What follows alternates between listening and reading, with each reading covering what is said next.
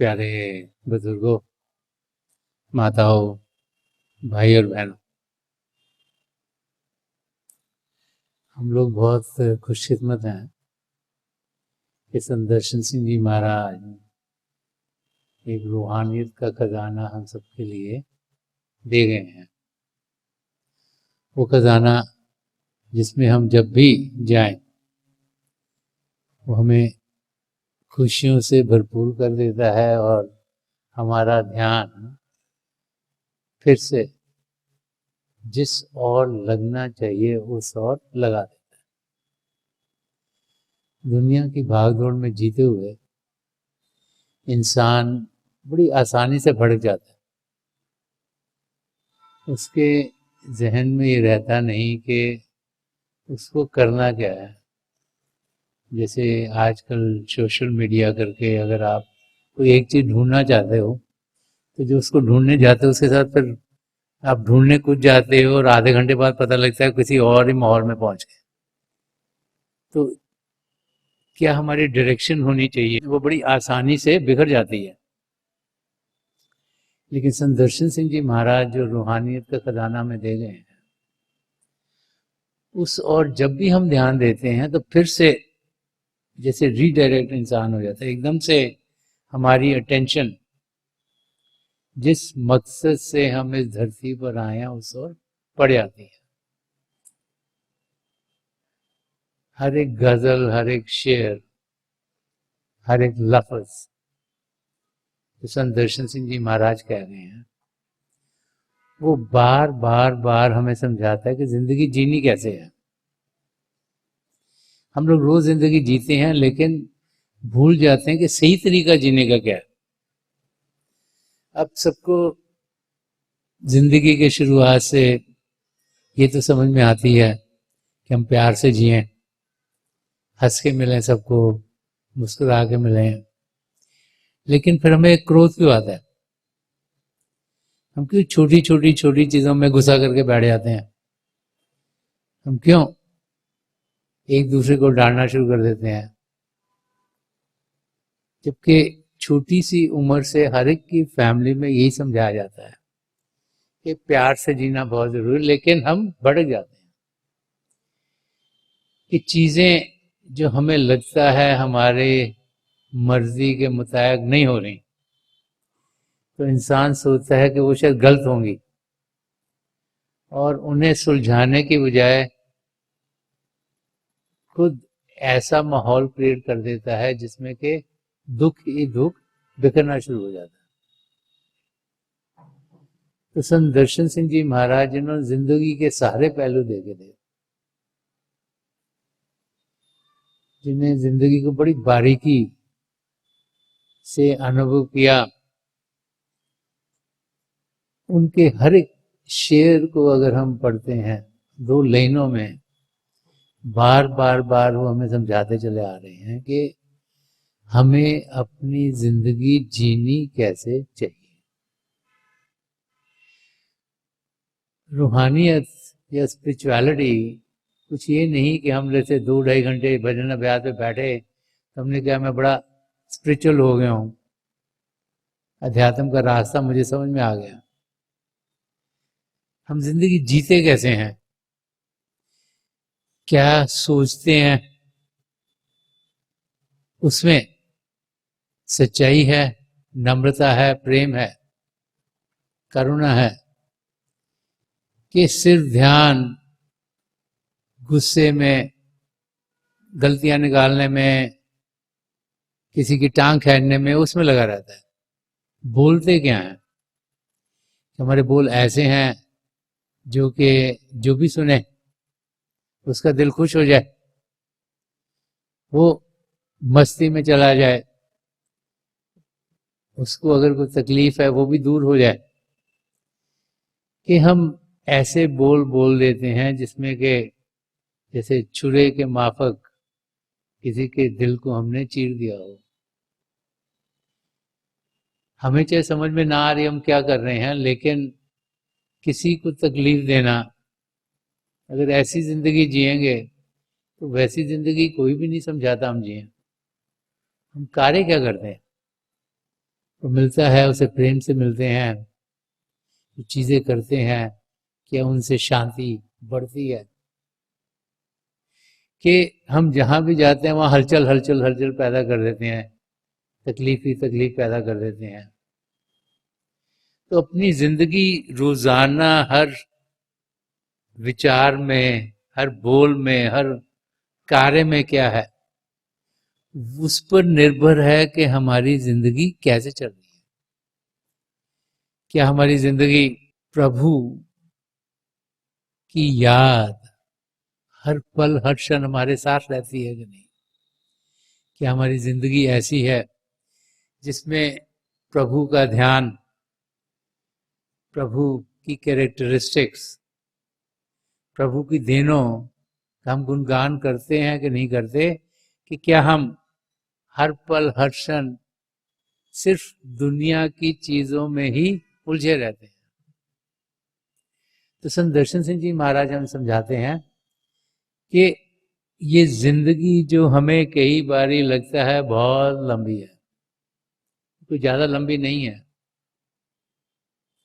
50, 60, 80, 100 साल तो उतना लंबा समय नहीं है। अगर हम सोचें कि कब से हमारी आत्मा प्रभु से बिछड़ी हुई है, कब से जो हमारा असली रूप है, जो आत्मिक रूप है, वो प्रभु से दूर है। और जब ये जाने कि ये सुनहरा मौका पिता परमेश्वर ने हमें दिया है जिसमें कि हम अपनी आत्मा का अनुभव कर सकते हैं, जिसमें कि हम पिता परमेश्वर की नजदीकी पा सकते हैं, उसका हम कुछ फायदा उठा रहे हैं कि नहीं उठा रहे हैं? ये जिंदगी प्रभु ने हमें इसीलिए दी है कि हम अपने आप को सही रूप में जाने और प्रभु से अपनी आत्मा का मिलन कराएं। अगर वो नहीं किया तो ये जिंदगी जीना बेकार है, क्योंकि फिर से हमारी आत्मा, हमारी रूह 84 लाख जिया जून में भटकनी शुरू हो जाएगी। तो संत दर्शन सिंह जी महाराज अपने लफ्जों के जरिए हमें समझाते चले आए हैं कि किस किस्म की जिंदगी इंसान को जीनी चाहिए। वो चाहते हैं कि हम सब अपनी मंजिल तक पहुंचे, वो चाहते हैं हम सबकी आत्मा का मिलाप परमात्मा से, वो चाहते हैं कि हम इसी जिंदगी में 84 लाख जिया जून से छुटकारा पाए। उनका चाहना हमारे अंदर एक प्यार का जज्बा पैदा करता है। उन्होंने एक कशिश हमारे अंदर असलियत को पाने की कर दी है, लेकिन हमने कुछ कार्य खुद भी करने हैं। हम रोजाना कैसे जीते हैं ये हम पर निर्भर है। अगर हम सोचें कि हमारी जिंदगी किसी और के करके चल रही है तो ये हमारी गलतफहमी है। ये कहना बहुत आसान है कि इसने ये कर दिया, इस करके मेरे साथ ये हो गया, ये मेरे साथ ये ऐसे बिहेव कर रहा है, इस करके मेरा बिहेवियर ऐसे हो गया। ये इंसान की कमजोरी है। हर एक इंसान जो भी सोचता है, जो भी बोलता है, जो भी कार्य करता है, वो उसका भुगतान उसको खुद करना है। कैसे हम रोजाना जीते हैं उससे ही हमारे कर्म कैसे बन रहे हैं या नहीं बन रहे ये हो रहा है। और अगर कर्म बढ़ते चले जाएंगे, बनते चले जाएंगे, तो फिर बार बार बार हमें 84 लाख जिया जून में किसी न किसी योनि में भटकना पड़ेगा। तो मैं चंद शेर संत दर्शन सिंह जी महाराज के लेना चाहूँगा जिनके जरिए हमें समझा रहे हैं कि हमारी जिंदगी कैसे है और उस जिंदगी को जीते हुए हम कैसे अपनी मंजिल की ओर बढ़ सकते हैं और अपनी मंजिल को पा सकते हैं। तो संत दर्शन सिंह जी महाराज फरमा रहे हैं कि जिंदगी वो, कि जिंदगी क्या है, कि जिंदगी वो जो हरीफे गमे आयाम रहे। वो फरमा रहे हैं कि जिंदगी इंसान ऐसे जिए जबकि उसमें ऊंच नीच आती है, जब उसमें लगता है कि तकलीफें आ गई तो घबराए नहीं, उनके साथ मुकाबला करे। तकलीफें क्यों आई हैं? जो हमारी समझ के बाहर है, क्योंकि हमें मालूम नहीं कि पिछले जन्म में हमने क्या किया था।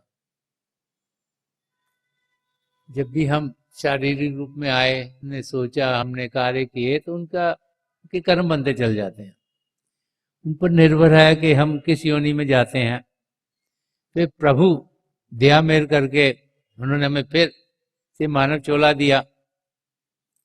तो अब हम भूल चुके हैं, हमारे जो मेमोरी है उस पर पर्दा पड़ गया कि हमने क्या किया था, हमें पर मालूम नहीं है। क्यों? कई बार चीजें हमारी जिंदगी में हो जाए, हमारी समझ के दायरे से बाहर है। तो मुझे लगता है कि अगर हमारी समझ ऐसी हो जाए कि हमें समझ में आ जाए कि हमें नहीं समझ आएगा, तो वो सबसे अच्छी समझ है। इंसान हर एक चीज को समझने की कोशिश करता है। वो सोचते हैं मैं एनालिसिस करके इसको ढूंढ लूंगा। हम लोग आजकल उस जमाने में जी रहे हैं जबकि लोग बहुत पढ़े लिखे हो गए, इंटेलिजेंस भी बहुत बढ़ गई है, जनरल नॉलेज बहुत बढ़ गया है, और हर एक चीज़ की जानकारी आपके टिप्स पर आजकल तो बहुत जल्दी मिल जाती है। तो इंसान सोचता है कि हर एक चीज़ मेरे को समझ में आ जाएगी, और नहीं समझ आ जाएगी तो मैं गूगल कर लूंगा, चैट जीपीटी से पता कर लूंगा, और भी नई नई चीज़ें हैं तो मुझे पता लग जाएगा सब कुछ। मगर जिस चीज की के ऊपर पर्दा पड़ गया हो, वो ना तो गूगल को समझ में आएगी, ना ही चैट जीपीटी को आएगी, ना ही और भी जितनी एआई की चीजें निकल रही हैं। इस करके जिंदगी में चीजें ऐसी होंगी जिसको आप समझ ही नहीं सकते। अगर ये समझ आ जाए कि मुझे समझ नहीं आएगी, तो फिर इंसान जिंदगी बड़े आराम से गुजारेगा। हमको जो समझ नहीं आती हम उसके पीछे लगे रहते हैं, कैसे पता करें, कैसे पता करें, कैसे करें। समझ में आते हैं, वेस्ट ऑफ टाइम, और वो हमें तंग करती रहती है, ये क्यों हो गया ऐसे। अरे हो गया को खत्म करो, जस्ट फॉरगेट अबाउट इट, आगे बढ़ो। जो हो गया उसको आप बदल तो सकते नहीं हो। और इंसान दूसरी तरह से उस फिक्र में रहता है कल पता नहीं क्या होगा, क्योंकि वो भी हमें मालूम नहीं है। तो जो आज का समय है,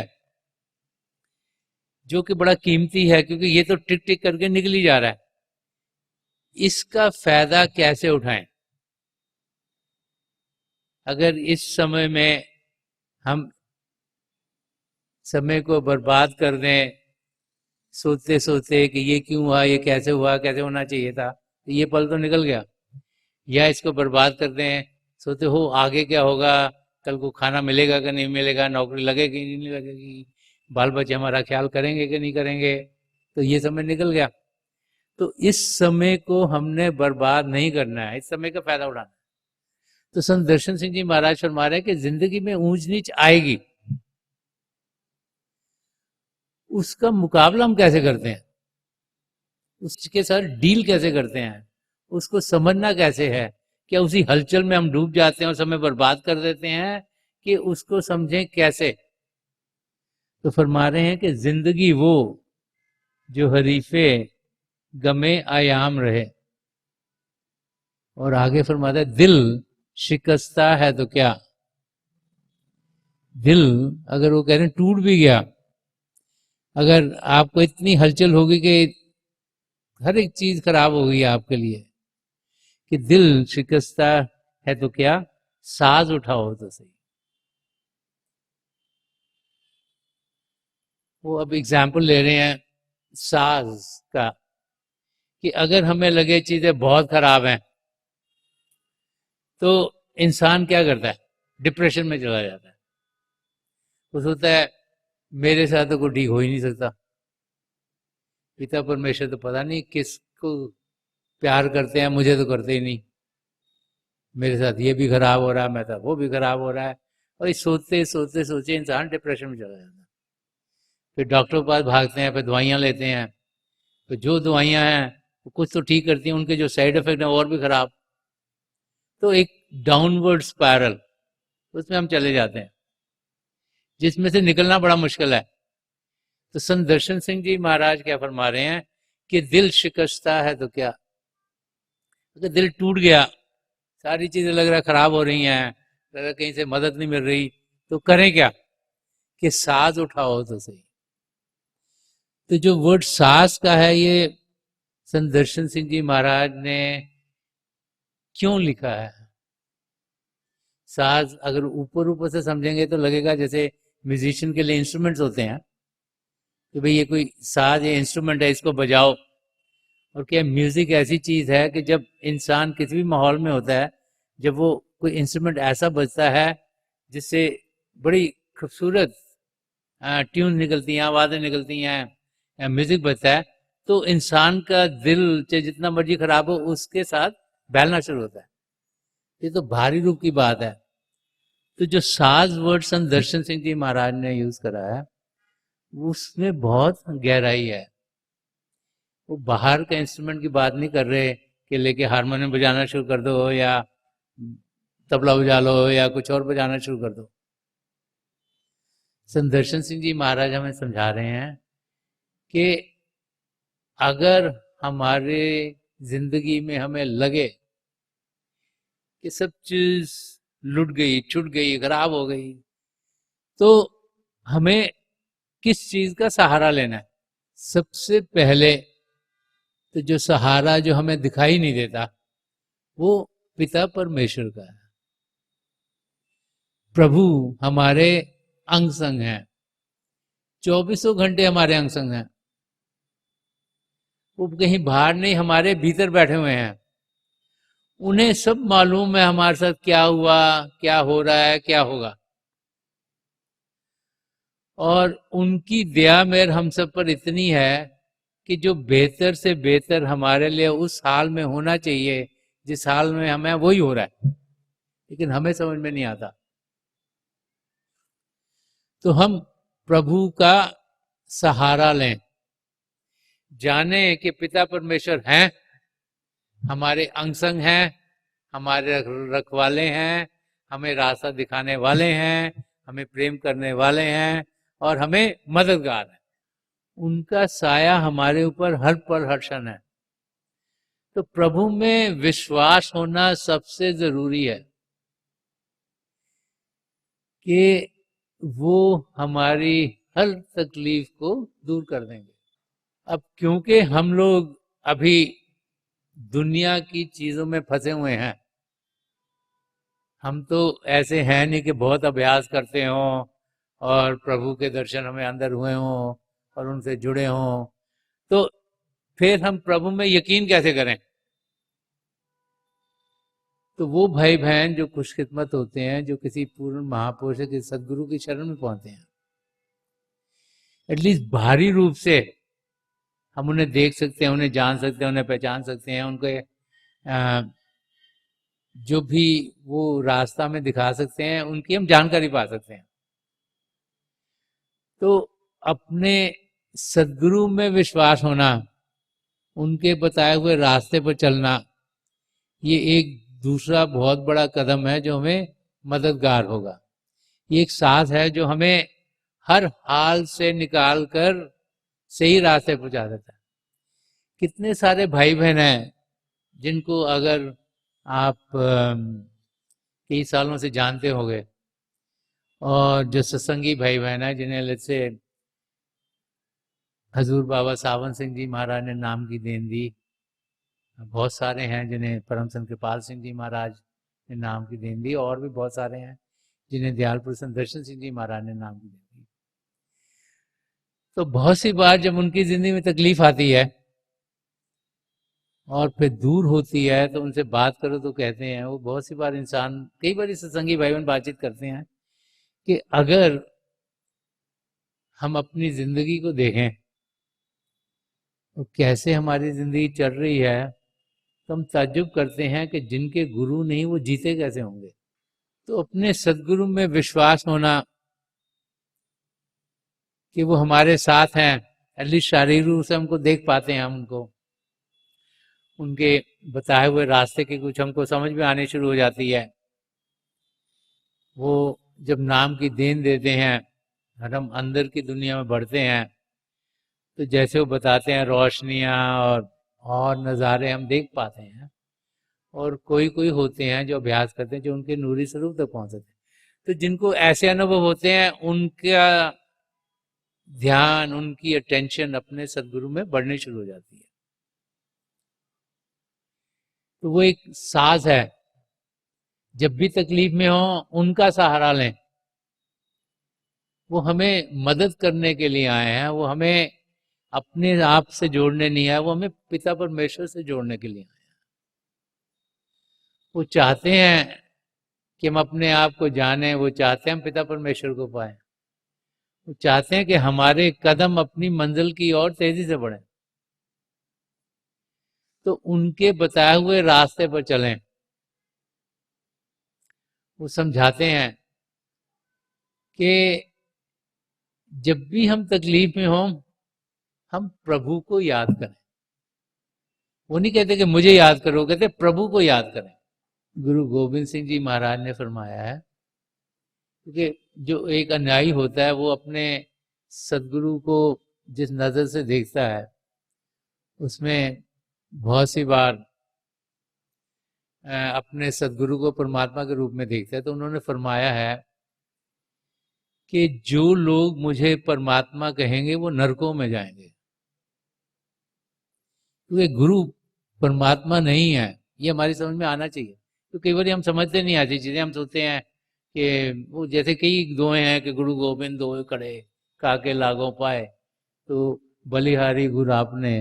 तो जब हम ऐसे सुनते हैं तो ध्यान कई बार असलियत से परे हो जाता है। कि एक सदगुरु जब इस धरती पर भेजा जाता है तो उनका कार्य होता है कि वो हमें पिता परमेश्वर से जोड़ें, और वो चाहते हैं और वो हमारे मददगार होते हैं कि हमारा ध्यान प्रभु की ओर जाए, और उनका सहारा हर पल हर क्षण हमारे अंग संग रहता है। तो हमें जानना चाहिए कि हमने पिता परमेश्वर से जुड़ना है, हमने उनको पाना है। तो जो हमें, जो साज जो हमने इस्तेमाल करना है वो सिमरन का है। सिमरन क्या है? प्रभु के नाम का जाप।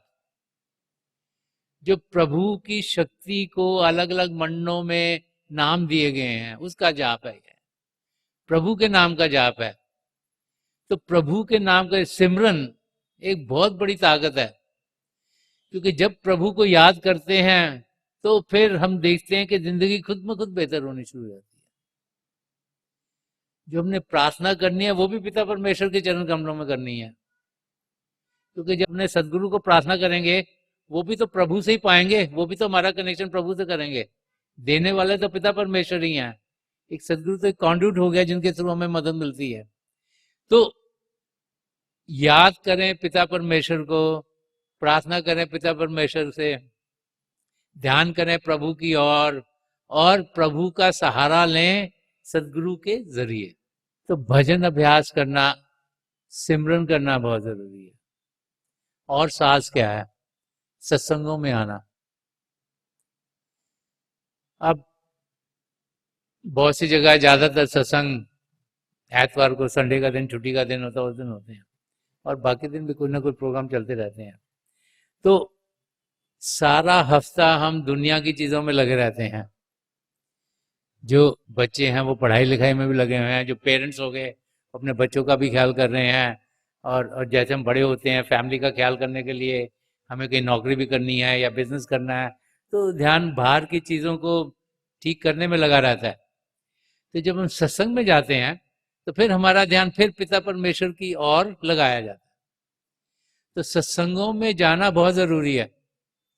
जब हम सत्संग में जाते हैं जहाँ पे बहुत से लोग इकट्ठे होके पिता परमेश्वर को याद करते हैं, वहां बहुत ताकत होती है।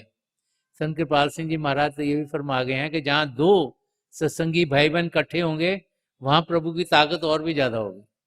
तो जब आप सोचते, जब हजारों की तादाद में हम सत्संग में जाते हैं तो वहां कितनी ताकत प्रभु के प्रेम की हमें मिलती है और कितना हमें सहारा मिलता है।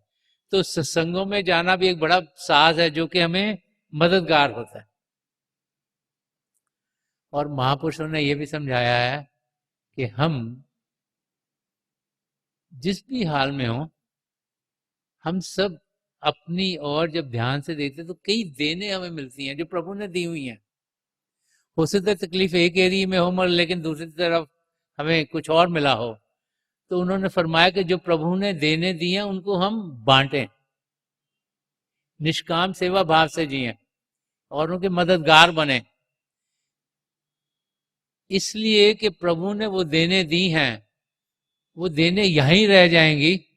अगर प्रभु ने चाहा कि हम फाइनेंशियली अच्छे हों तो वो देन है, अगर प्रभु ने चाहा कि हमारा शरीर बेहतर हो तो वो एक देन है, अगर प्रभु ने कर दिया हमारा दिमाग तेज चलता है तो वो एक देन है। तो कई देने प्रभु ने हमें दी हैं। कई होते हैं जो समझ से औरों से रिलेशनशिप अच्छे रख सकते हैं, वो देने हैं कि ये जो देने प्रभु ने दिए हम औरों के साथ बांटें ताकि उनका फायदा औरों को भी हो। एक दिन अगर एक को है, दूसरी दिन दूसरी को, एक दूसरे से बांटेंगे तो फिर सबको फायदा ही फायदा होगा। तो वो भी एक साथ है। जब कोई तकलीफ में हो, अगर कोई आपका दोस्त मित्र है जो कि मतलब सही सलामत है, उसको समझ है, वो को मददगार हो सकता है, तो उसका हमने फायदा उठाना चाहिए, उससे बातचीत करनी चाहिए, शायद वो मददगार हो जाए किसी चीज में, किसी और चीज की तकलीफ हो। जब एक दूसरे के साथ जब हम मिलते हैं तो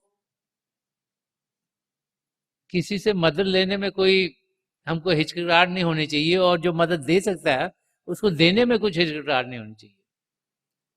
क्योंकि जो भी प्रभु की देने हैं, अगर हमें फाइनेंशियल स्टेबिलिटी मिल गई तो ना हमारा बैंक बैलेंस हमारे साथ जाना है, ना ही हमारी प्रॉपर्टी जाने, ना ही स्टॉक जो खरीदे वो जाने हैं, ना कुछ और जाना है, सब यहीं रह जाने हैं। तो किसी को बांट देंगे, किसी का फायदा होगा तो अच्छा है। क्योंकि हर एक फैमिली में हम देखते हैं कि बहुत सी बार बुजुर्गों के जाने में बच्चों में लड़ाई झगड़े हो जाते हैं। तो बेटर है उनके लिए ना कुछ छोड़ो ताकि लड़ें तो ना। अगर प्रभु ने शरीर को तंदुरुस्त रखा है तो किसकी मदद कर सकें शारीरिक रूप से। अगर हमारी इंटेलिजेंस बहुत है, हमारे को नॉलेज बहुत है, तो किसी को पढ़ा लिखा सकते हैं, बच्चों को समझा सकते हैं। अगर किसी से हम बातचीत बहुत अच्छी तरीके से करते हैं, कोई तकलीफ में जा रहा है उसको समझा सकते हैं, भाई पिता परमेश्वर तुम्हारे साथ है, ये तकलीफ भी दूर हो जाएगी, फिक्र मत करो, प्रभु के घर में ढेर है अंधेर नहीं है, सारी चीजें उसके लिए बेहतर हो सकती हैं। तो जो प्रभु की देने उनका हमें इस्तेमाल करना चाहिए, ये भी एक साथ है। और बहुत जरूरी है कि पिता परमेश्वर जो कि सब कुछ देने वाले हैं, उनसे हम जब खुद हमारे करके कुछ नहीं हो रहा तो प्रार्थना करें, क्योंकि वो देने वाले हैं, हमें देंगे, हमें मदद देंगे, हर एक मुसीबत में से निकालेंगे। तो हम अपनी जिंदगी ऐसे जिएं जिसमें कि हम जाने कि हर एक चीज जो हमें तकलीफ दे रही है वो दूर हो जाएगी, जो भी मुश्किल आई है वो डेफिनेटली दूर होगी। और संत दर्शन सिंह जी महाराज हमें ये सुना रहे कि दिल शिकस्ता है तो क्या, साज उठाओ तो सही। कि इतनी सारी मददगार चीजें पिता परमेश्वर ने हमें दी है, हम उनका फायदा उठाएं, प्रभु को याद करें, भजन अभ्यास करें, अपने सदगुरु के बताए हुए रास्ते पर चलें, सत्संगों में जाएं, प्रभु से प्रार्थना करें, निष्काम सेवा भाव से किसी के मददगार बने। चाहे हमें तकलीफ हो रही है लेकिन और एरियाज में किसी के मददगार हो सकते हैं। तो जब ऐसी जिंदगी हम जिएंगे तो हम देखेंगे कि जिंदगी बड़े प्रेम से गुजरेगी, आसानी से गुजरेगी, आराम से गुजरेगी। उससे होगा क्या, वो अगले शेर में संदर्शन सिंह जी महाराज फरमा रहे हैं कि जाग उठेगी ये सोई हुई दुनिया, लेकिन वो फरमा रहे हैं कि ये दुनिया जिसमें हम जी रहे हैं ये तो माया की दुनिया, एक नींद में गई हुई है। माया क्या होती है, देखने में कुछ और, असलियत में कुछ और। कह रहे सब सो रहे हैं, क्यों सो रहे हैं, क्योंकि सब सो रहे हैं हम शरीर हैं, हम शरीर हैं, हम शरीर हैं। सब सोच रहे हैं इस दुनिया में बेहतर करें, सब सोच रहे हैं दुनिया ही सब कुछ है। तो भूल जाते हैं ये माया की दुनिया है, क्योंकि जब स्वप्न आता है तो लगता है कि सब कुछ रियल है।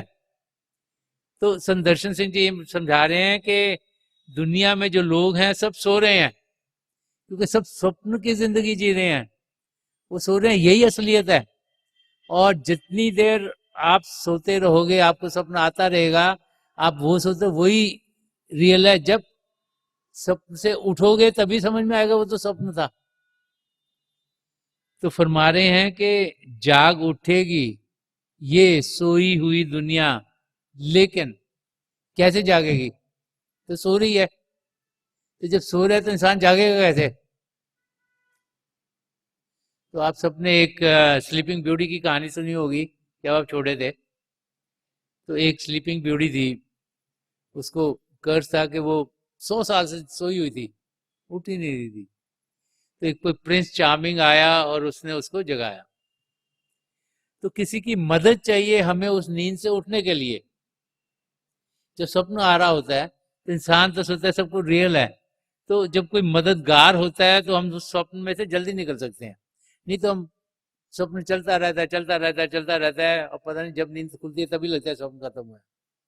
तो फरमा रहे हैं कि जाग उठेगी ये सोई हुई दुनिया, लेकिन पहले खाबीदा तमन्ना को जगाओ तो सही।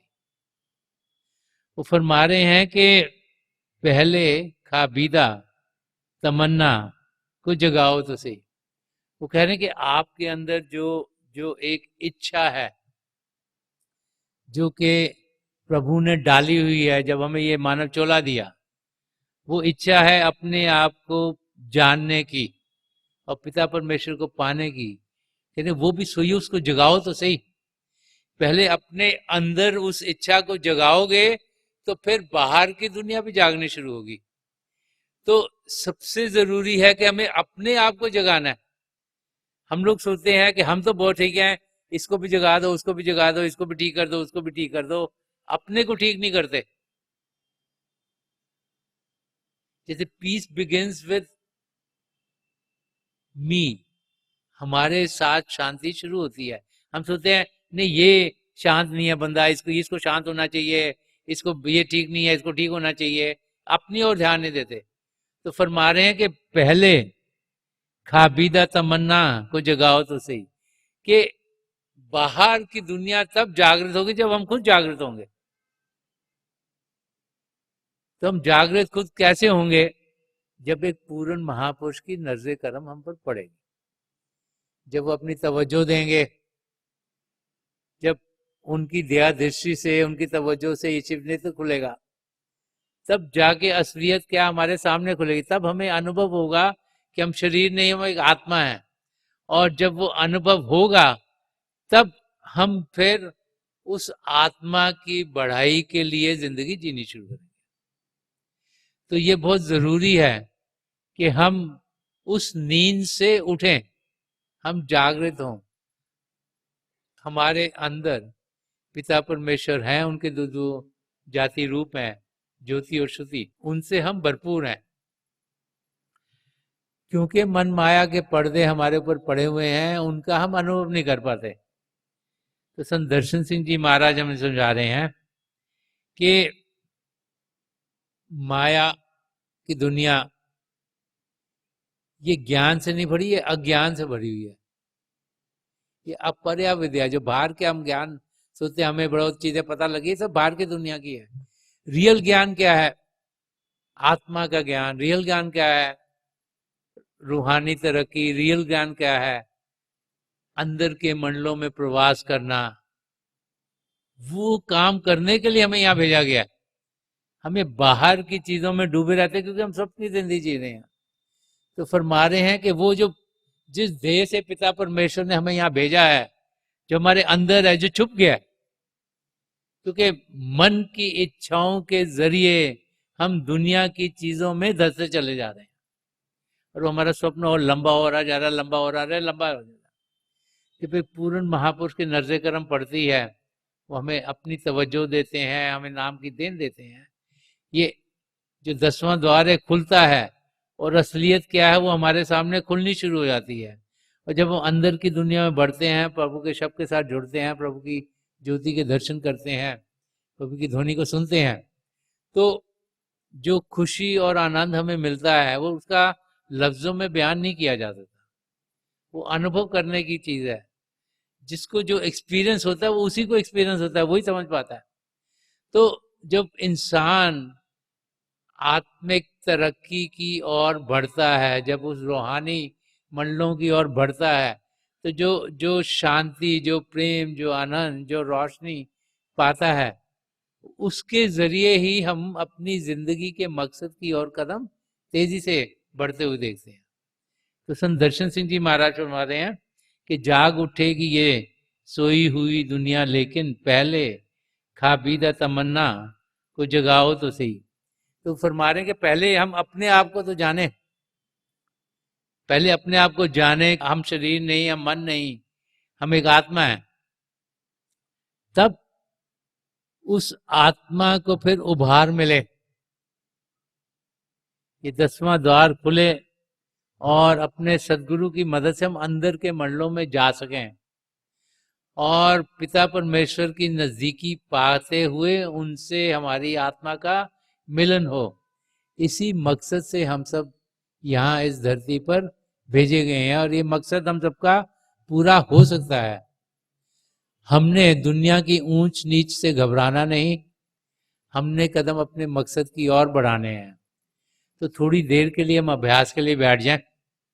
आप जहाँ भी बैठे आराम से बैठिएगा, क्योंकि अभ्यास से बेहतर जिंदगी में और कुछ है नहीं। अपनी आंखें बंद कर लीजिएगा, जो आईबॉल्स आंखों के डेले सीधे सामने फोकस हो, जैसे 8-10 इंच आपके सामने फोकस है। आंख बंद करते ही वो भाई बहन जिन्हें नाम की देन मिली, आप सिमरन कीजिएगा। जो भाई बहन यहाँ नहीं है, आप पिता परमेश्वर के किसी भी जाति नाम का जाप कीजिएगा। जाप मन ही मन करना है, ऊंचा नहीं दोहराना। आपके सामने रोशनी की चिन्ह थोड़े समय में खुलने शुरू होंगे। ऐसे लगेगा रोशनी आगे जा रही है, रोशनी के चक्र हैं। रोशनी किसी भी रंग की हो सकती है, सुनहरा रंग, सफेद रंग, लाल, पीला, नीला, हरा, जामुनी या कोई और रंग। तो जो कुछ भी आपको दिखता है उसके बीच में देखिएगा, आप रोशनियों से आगे निकल जाएंगे। एक आसमान, उसमें सितारे, चंद्रमा, सूर्य के दर्शन करते हुए कुछ खुशनसीब अपने सदगुरु के नूरी स्वरूप तो पहुंचेंगे। और वहां पहुंचे तो उनकी आंखों में देखिएगा, तो जो जो आपके लिए बेहतर है उसी यात्रा पर आपके सदगुरु आपको लेके जाएंगे। हमारा काम है शरीर को शांत करना, मन को शांत करना। आगे जो जो हमारे लिए बेहतर है वो ही हमें अपने सदगुरु दर्शाते चले जाते। मेरी प्रभु के चरण कमलों में जो पिछली सेंचुरी के महापुरुष हैं, हजूर बाबा सावन सिंह जी महाराज, परम संत कृपाल सिंह जी महाराज, दयाल संत दर्शन सिंह जी महाराज, इनके चरण कमलों में यही प्रार्थना है कि जो जो हम सबके लिए बेहतर है, हे महापुरुष हमें दें, हमें सबके साथ जोड़ें, और हमारे भीतर प्रभु की ज्योत के हमें दर्शन करवाएं। थोड़ी देर में मैं आपको इस बैठक से उठाऊंगा, और मेरी शुभकामनाएं आप सबके साथ हैं।